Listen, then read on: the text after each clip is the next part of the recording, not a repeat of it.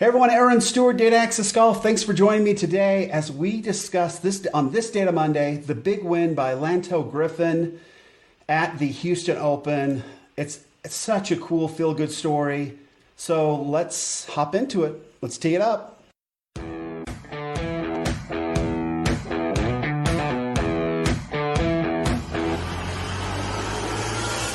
Welcome to Data Access Golf, your home for rapid golf improvement. And now, from the thin air of the Rocky Mountains, next on the number one tee, your host, Aaron Stewart. Thank you so much. Welcome back, Aaron Stewart, Data Access Golf. The simulcast, where we do a video on Data Mondays, we do videos so we can kind of go over the data together and see it. And we also simulcast, obviously, to our podcast. Any of you listening on the podcast that would like to see the data and whatever, just go to the Facebook page. We've got it posted up there for a week. I think it's going a week or 2 weeks, and then we move it over into our private club, the Data Access Golf Private Club, where you can see it. It's always available there. Just 3 quick questions to get into the club. It's a place where I actually had to turn down a couple people this week trying to get into the club. Because they were professional golfers. We don't allow professional golfers in the private club. It's a place where those of us who are we're 30 and over, we've got lives that get in the way of our golf time, where we can't play golf every single day, and where we just want to make sure that we're being most efficient, working on our game so we can play well. That's essentially it. There's a little welcome video there. I kind of want to understand what golf means to you, and that's it. And then it's just a place where we can hang out and have a good time on Facebook without no negative Nellies, none of that. It will be allowed. I will throw them all out so fast that they will never bug us again. So, and we're going to be very careful. If you don't fit into those categories and those questions, then you won't be approved. So I just want it to be an open and safe place where we can talk about the techniques that are really working for us folks that just have lives. And I guess there's just so many different ways to do it, but I think that we can learn to be super efficient and make sure that we're doing it the right way, right? So when we go out to play, when we find time to play, that we can play our best games, okay? So that's the whole point of it. Check us out there for sure. Our Facebook page is Data Access Golf, and then our private group is Data Access Golf Private Club. So check us out there for sure. This was an amazing tournament. Coming down the stretch, you had 3 Korn Ferry Tour graduates going at it, and each one of them had an amazing story. It didn't matter who of the 3 was going to win it. It was going to be awesome for each one of them.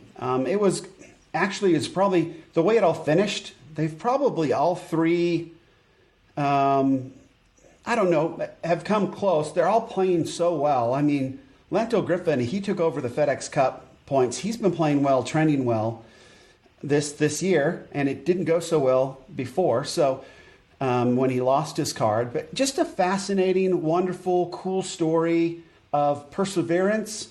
I've just heard so much about these 3 players that is so cool. But obviously, today is about Lanto Griffin and his big win at the Houston Open. So let's dive into it. We'll look at some of the data. I'll bring up the trusty iPad, and we'll go through some of the data, and we'll talk about those compared to the benchmarks and wrap it up at the end, and hopefully find some things that are helpful. One thing that is interesting about Lanto is some of the stats and stuff I had to find from the Korn Ferry Tour, but it's cool. So we'll take a look at it and see how it goes today. So let's jump down to the iPad. It's right there. So there it is. Little picture-in-picture. So I'd like to start with a quote from the big win, and there was a few of them, but this kind of said it all for me. So this is going to be a week that I'll never forget. 2 nevers.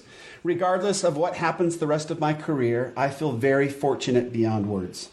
And that, very fortunate beyond words, that's, how else could you feel, right? And when you hear of his struggle coming up, when we learn a little bit more about Lanto Griffin, it's just a great story. It's a very cool story. Okay, so some of the things then we like to go over. I got to get myself out of the way here. We like to go over, kind of learn about Lanto a little bit, kind of get a better feel of who he is. I started doing this because in previous years, when I'd be watching golf, we'd have some of these guys that would win, and then I would never know anything else about them. And they're winners on the PGA Tour, and that would be like it. So I wanted to kind of run through every week, and we'll kind of get a little personal sketch of who they are, and kind of gives us I don't know, the story of how they got there. The backstory always makes it a little easier to like this player and know this player, which I think will improve our enjoyment of watching PGA Tour golf. I love these sorts of personal stories. That's what, honestly, if I want my wife to watch golf with me, I will tell her about the leaders and their families and stuff. So see this as a personal, this is a public service to all of you who have spouses or significant others that don't like to watch golf. Give them the backstory on some of these players. Start to learn these backstories and start giving them the backstories. And it makes a huge difference. So my wife will watch golf, especially if it's some of the people that she knows that I've talked about and shared their stories with. So just a little hint, just throwing it out there for everybody. Okay, so some of the things then about Lanto then, obviously, if you listened or read any of this, this will be sort of a review, but such a cool story, and I want everybody to understand it. But so his father, Lanto's father, he called his parents hippies, like a lot of love, a lot of great times in the house, but not a lot of money. Like they were just barely scraping by, but super happy. And that is a pretty cool thing to learn. I don't know if Lanto doesn't have that lesson from his parents, if he can hold on as long as he did to make it on tour. Okay, and there's probably a lot of players out there, but Lanto learned to get by with very little and be happy because of it. And cool story too that he talked about that and talked with his mother that if he ever won, he was going to buy her a Subaru. She really likes the Outback or the Forester or something like that. And so I heard in one of his interviews, he said, yeah, we're going shopping for a Subaru. So that's those kinds of things are always super cool. So anyway, so his hippie father bought him a starter set of clubs, even though nobody, so I don't know if this father just got a premonition, but nobody knew anything about golf. And yet Dad bought Lanto his first set of little starter clubs, right? So cool thing there. And then his father, and obviously Lanto took to them, right? Because at age 12, Lanto's father died. And obviously he had been doing well enough in golf and trying at golf well enough that Steve Prater, right there in that third bullet point, who is a local pro in Virginia, gave him an honorary membership to the golf course. So Lanto could continue to come play. Obviously, they didn't have a lot of money, and now that Dad's gone, it was going to be even tougher. And so that's Steve Prater, who a lot of these guys have somebody like a Steve Prater in their, in their story that got him along. And so this Steve Prater. Love to meet the guy. Sounds great. But he continues to mentor and be a coach, to Lanto. So a really cool story there, just of somebody understanding a family who was in a difficult situation and stepping up and doing something that's beautiful and, more than just being the right thing. It was just, it was beyond right? Nobody deserves an honorary membership anyplace, but just a cool thing to happen for sure. So that's cool. So a big shout out to Steve Prater, and I'm sure he enjoyed this win as much as anybody after watching what Lanto's been through in his life. So, and then Lanto turned professional in 2010, played a little college golf and turned at 2010. He's currently 31 years old. So you can see over the course of 9, almost 10 years now, he's kind of worked through. He won in Uruguay, which I thought was interesting, when he was actually down playing on the Latino America Tour, the PGA Tour in 2015, and won down there. So he started really at the bottom and started working his way up through all the different levels of PGA Tour qualifying. Actually missed qualifying by, we can see, 1 stroke in 2016. So missed getting on the tour by 1 stroke, but again, persevered. Kept playing on the web.com or the Korn Ferry Tour or whatever we're calling it right now, and kept moving along, all of these guys have there's always some kind of perseverance story behind all these guys. That is something that probably all of us should learn when it comes to golf, and when it comes to really accomplishing anything in golf. It's about perseverance. It's about sticking with something and learning, and this is just another example of it. Won on the Korn Ferry Tour last year, and in 2017, well, in 2018 and 2017, he was actually on tour last year but lost his card. And then let's see, finished 6th, I think, in the regular season, regular season money or whatever, to make it out on the PGA Tour again this year. So good stuff there. So what did the win do for Mr. Griffin? I got those mixed up. Darn it. Let me see. Yeah, those are mixed up. So in the world golf rankings, he went from 176 to 108. So these are just kitty corner.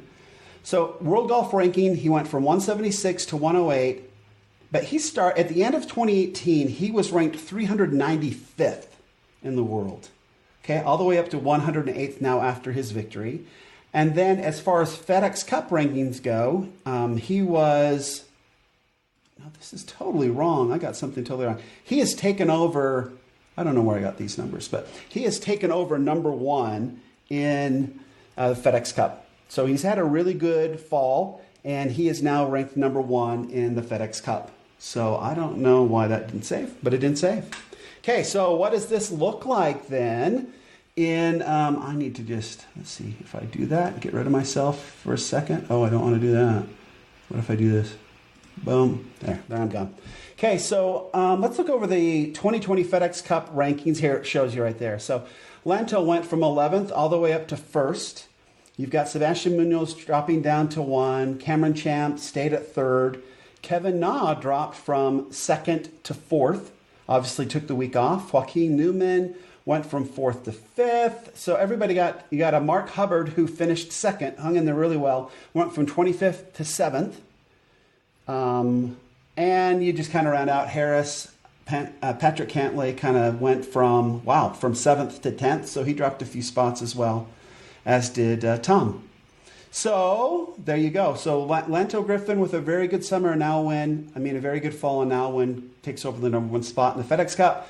Obviously, early in the season, this will change up as soon as the big guns get over their weddings and vacations and holidays and come back and start playing again. So, okay, it didn't really do a whole lot to the world golf rankings. Justin Thomas went up to number 5.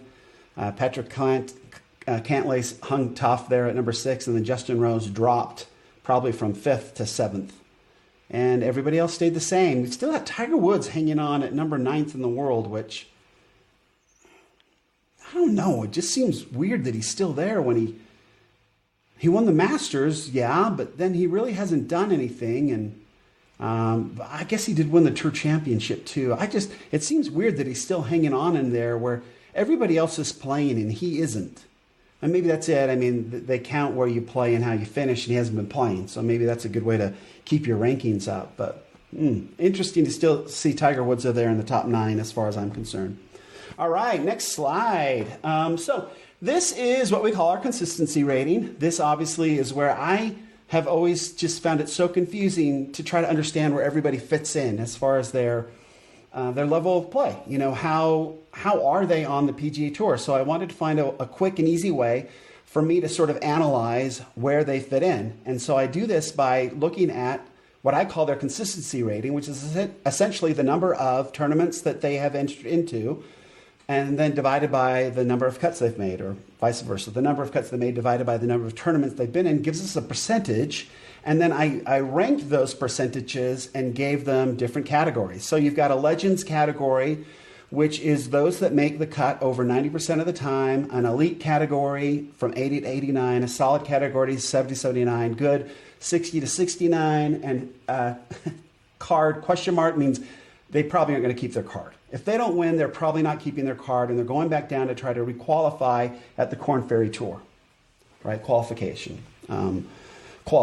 So anyway, so if you look at Lanto Griffin, then he has played in 33 events and has made 18 cuts. That's a 55% consistency rating. Would put him down in the probably isn't going to keep his card, and he didn't, right? He had to requalify to get back on the tour this year. So I think it holds its own right there. So some of the players, obviously Tiger Woods, now ranked number 9th in the world, is a legend. You've got those that are elite: Koepka, McIlroy, DJ, Rahm, Rose, Cantlay, and Thomas. Cantlay dropped down to 10, but still in the top 10. You've got Neiman, who won this year, and Schauffele, who's ranked popped up one, right, to 9th. And then DeChambeau still in the top 10. So I've basically stuck in here in the consistency scale the top 10 ranked players in the world and those that have won in 2020 so far this year. The 2020 victors are in the all caps and bold. And then the top 10 are kind of to give us a flavor, a feel for what those categories shake out to be. So there you go. So without the win, chances were pretty good, although he was trending real. Lanto's been playing some really good golf here in the fall. And he said, too, in that interview right after he got done, he said he was playing to stay on tour. He was playing for a job. And I found that to be really interesting, where, I mean, he played way out to the right to avoid the water. Said he's a good, out of the rough player, so he wasn't too worried about it. I thought that was a pretty tough 2-putt on the 18th hole. And to make that comebacker for the big win, I thought it was an awesome way to finish. It was really cool, but it was interesting to hear him talk about wanting to keep his card, wanting to keep his job. He didn't want to go back and requalify the Korn Ferry Tour, and that was foremost on his mind when he decided to bail out on that drive. So I thought that was, I thought that was pretty interesting for sure. Oops, I did it again. Let me see if we can do this. Boom, that's better.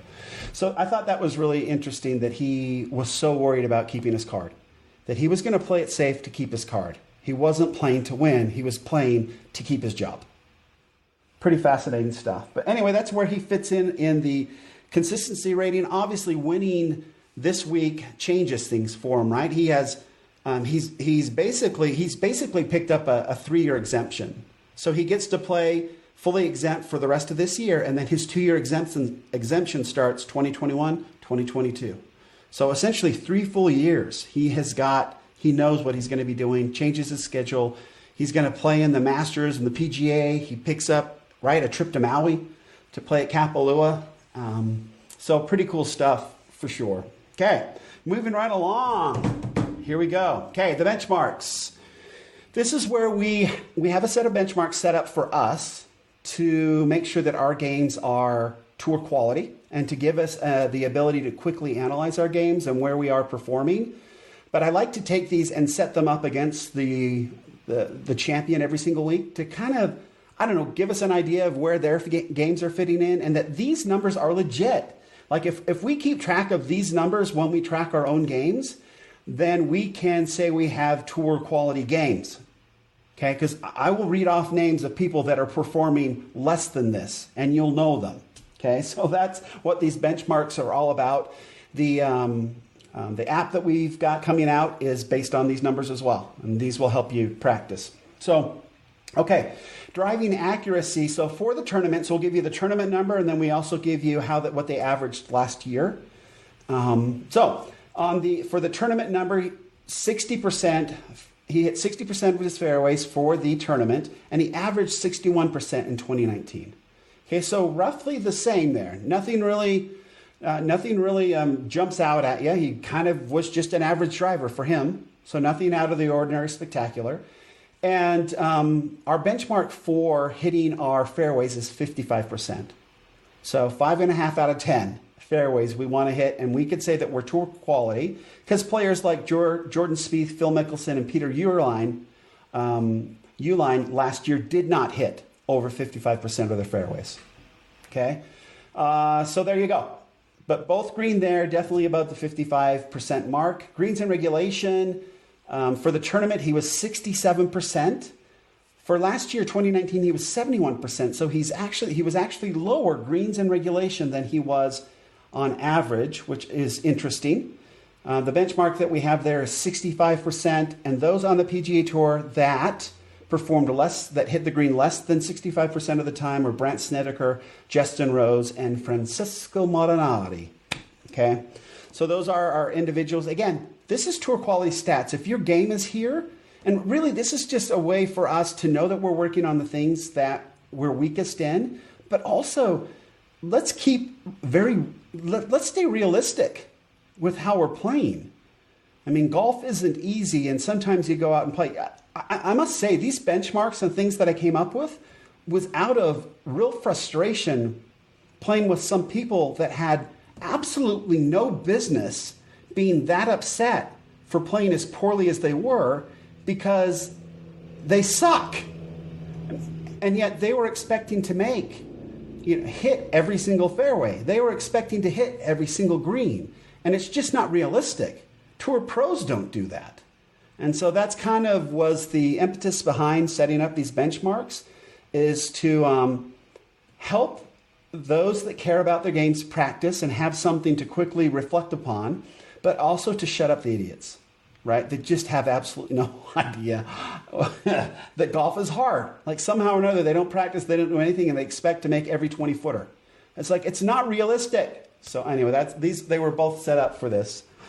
Okay, moving right along to a little segue, a little detour there, but we'll get back to it. Sand saves. So for the tournament, 56%, which is within our benchmark of 45%.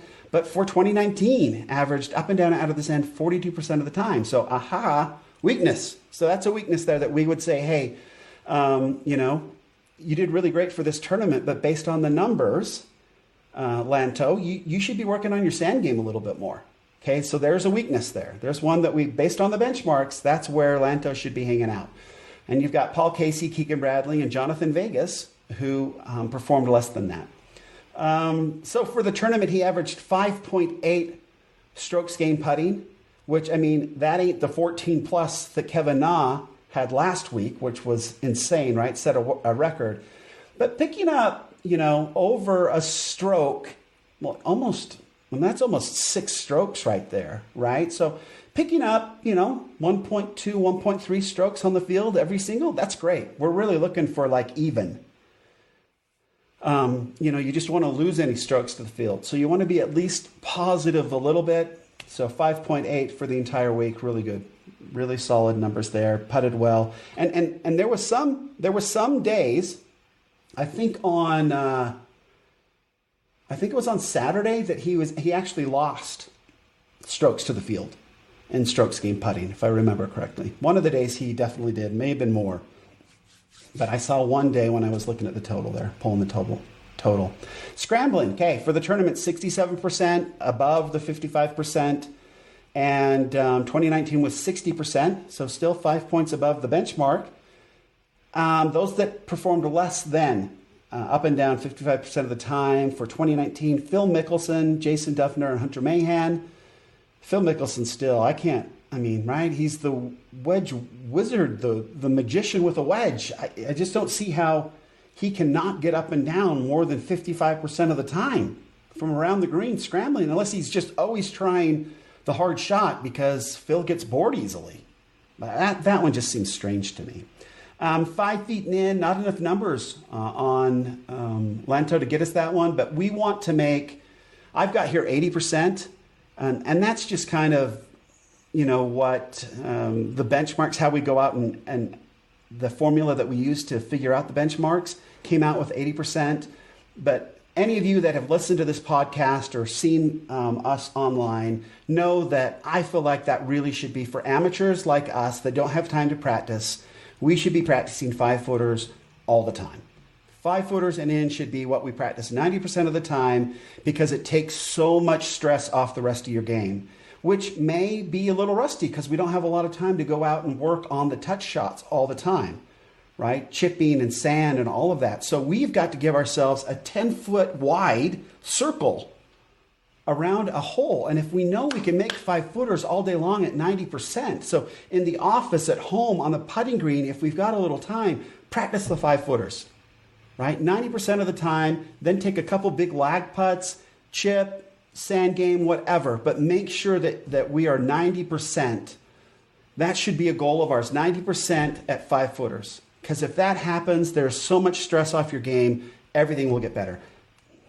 Such a huge part, and something that I probably talk about more than anything now, since I went over the data and figured this out. I'm like, oh my word, We all should be doing this. If it's truly about playing as good as we possibly can, because we don't have every day to practice, then we need to come up with tactics and tips and things that make it possible for us to perform at a very high level without the benefit of all that practice. And this is one of them.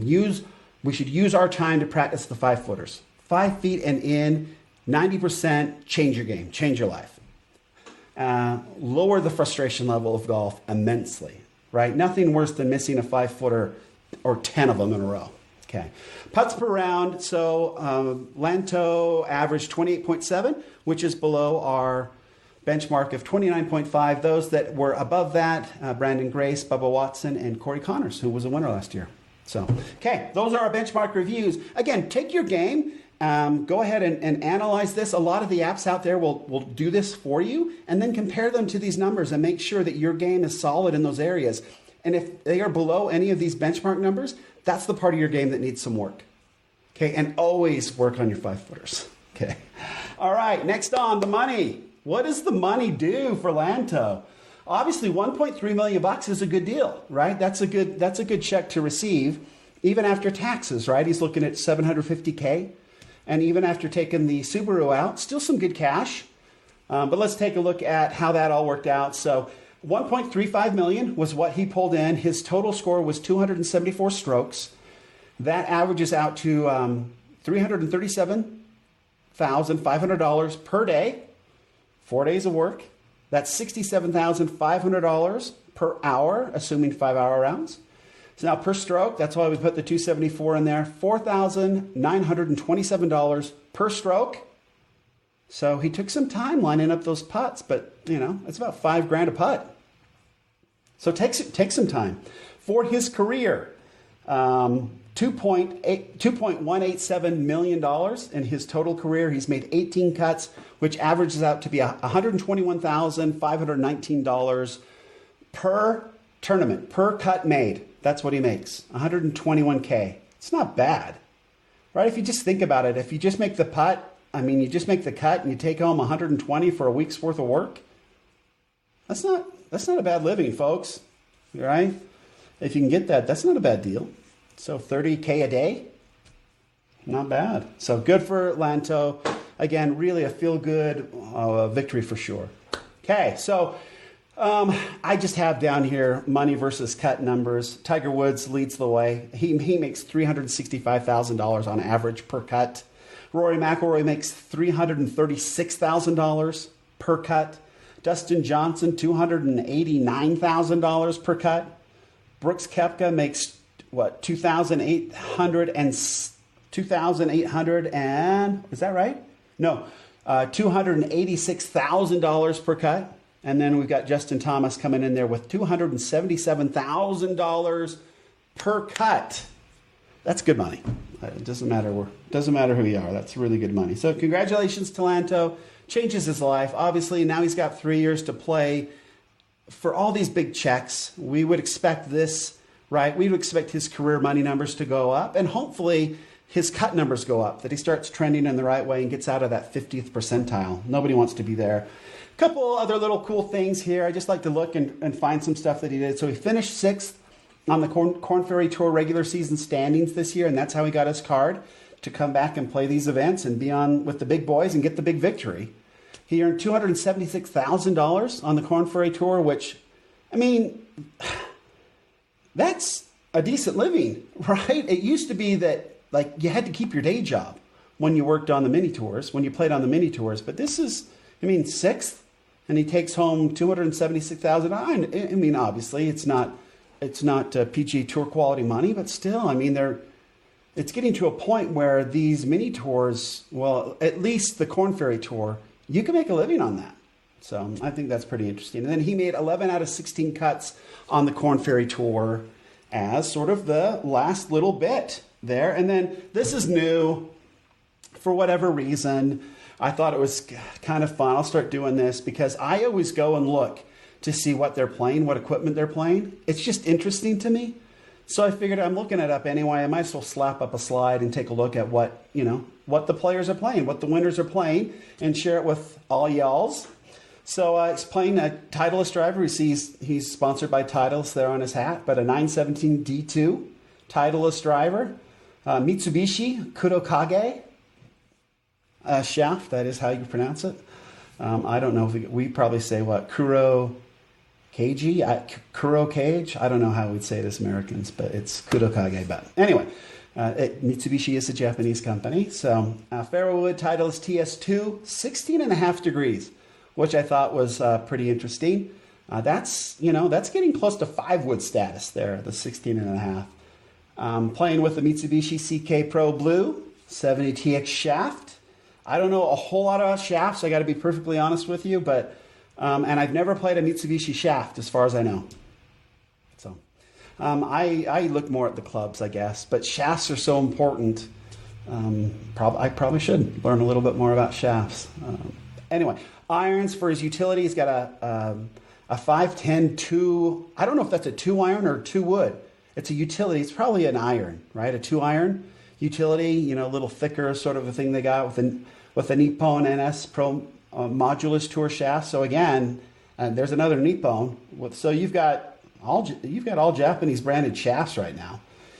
4 through 9. He's also got Modus 3 shafts in there. X shafts, so extra stiff. 4 through 9 wedges, Foki, we'd expect that with the Titleist. 46, 50, 54, and 60. So pretty standard setup there for wedges. Very standard. That's a good setup. That's interesting. That's not so. So he's got 4 degrees in between. So he's got 46, 50, 54, and then he goes 6 degrees to 60. So that must be just around the greens kind of a thing. Mine's set up at, I have mine set up at 48, 52, 56, and 60. So yeah, what does everybody have their wedges set up as? I've got mine like perfectly spaced, and all the same club. Like I don't mix. I like to keep my wedges and my irons the same shaft, all of that. I don't switch it up at all. And so does Mr. Griffin. His shafts are exact same in his wedges as they are on his clubs. When I see that difference, I always think that's a little odd to me. But putter and SIK flow, no idea what that is. I was going to look it up before the show, and now I'm realizing that I didn't. I don't know what a sick flow is, but sick name. Sorry, that was uncalled for. Ball, Titleist Pro V1, you'd expect that. Grips, Golf Pride Tour Velvet, full swing. I hate Tour Velvet grips. Tear your hands up, hate them. Absolutely hate them. Now, I play in Utah, super dry, no humidity, super easy. Hate velvets. Hate velvet. I hate Tour Velvet grips. Have I made that clear? And then Super Stroke 3.0 Slim putter shaft. Super Stroke. We haven't really talked about Super Stroke much, but that was an impressive. That was an impressive move. For them to come out with a set of putter grips and take it over like that, putter grips, for heaven's sakes. Not a lot of technology or engineering going into them. I don't care what they tell you, it's a putter grip. A few different shapes, some different sizes. That is a success story that I think is brilliant, for sure. Super Stroke is brilliant, how they pulled that all off. So that, I believe, that gets us done, right? Boom. Oh, no, got one more slide. So this is just for educational purposes only. We've got the mass. We're so far off, right? 1st of April, first part of April. We got the Masters April 9th to the 12th. Defending champion Tiger Woods, the U.S. PGA. May 14th, 17th at TPC Harding Park, California. Defending champion Brooks Koepka. U.S. Open at Winged Foot. Another storied locale golf course, defending champion Gary Woodland. Pebble Beach, that will always be an awesome memory there for sure for all of us. And then we've got the British Open, July 16th to the 19th at Royal St. George's. And man, that's off alignment there, isn't it? I don't know how that happened. Defending champion Shane Lowry. Royal St. George's, got some good history there. Never know with the weather though, do you? Ever. Never. So I really honestly, everybody talks that the 13 colonies were set up because people wanted to get away from, the king and the oppressive sort of lifestyle over there in England. But I think it was the weather. So I don't know. Shoot me. I'm not. I think it was the weather. Like every time you watch the European tour and they are on the mainland in Europe, like they don't have good weather. Well, sometimes down in like Spain and things, they have some good weather. But like mainland Europe, I don't know what it is. It's freezing there all the time.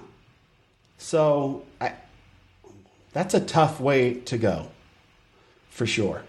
And then they get down in Dubai and they've got some really sweet stops down there. But anyway, so that's it for today. Thanks for joining me on Data Access Golf, a Data Monday. Congratulations to Lanto. What a cool story. Those three there, I probably should do some profiles on both. All three of them from the Korn Ferry Tour. They obviously, it was interesting to watch them cheering for one another and congratulating one another. They both went through, they all went through a big Korn Ferry Tour grind to get where they are. And I think they all appreciate it so much. And you kind of felt like they were cheering for one another. But that didn't reduce the competitive nature of it at all. In fact, somebody on the radio the other day said something pretty funny and said there's some people that are complaining about how, all the players, the young players are such friends. And you see that a lot, right? Where a big group of them wait after a tournament victory or whatever. And somebody was saying that they had a problem with it. And the argument that this radio personality, and I can't remember the name, was saying was like, there's nothing better than beating your buddy. I mean, just beating some random dude, that's fine. But when you can trash talk and have fun and take money out of your buddy's pocket, I mean, that makes it even sweeter, right? That dollar just spends better when you take it out of a buddy's pocket. So I thought that was pretty interesting. But these three were cheering for each other. They obviously wanted to get into a playoff. Everybody wanted to win. But you just sensed that they understood one another's plight and were supportive. And I thought that was super cool. And I like to see that on the tour for sure. So thanks for joining me today. Aaron Stewart, Data Access Golf, where we believe better data always means better golf. Thanks. Hey everyone, thank you so much for joining me today. I have a little favor to ask. If you found any of this helpful or entertaining, please take a second to subscribe to our podcast or Facebook page. And please like and share using the hashtag DataAccessGolf. It would really help us get the message out and hopefully find more golfers just like us. Thanks.